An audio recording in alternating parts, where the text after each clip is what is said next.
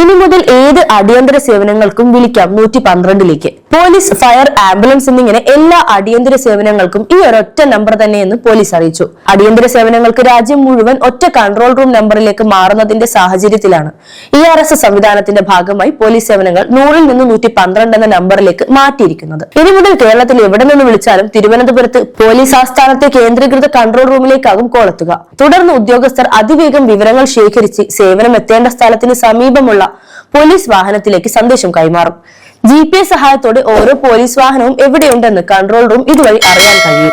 ഈ വാഹനത്തിൽ ഘടിപ്പിച്ച ടാബിലേക്ക് എത്തുന്ന സന്ദേശത്തിന്റെ സഹായത്താൽ പോലീസ് ഉദ്യോഗസ്ഥർക്ക് പ്രവർത്തിക്കാനും കഴിയും.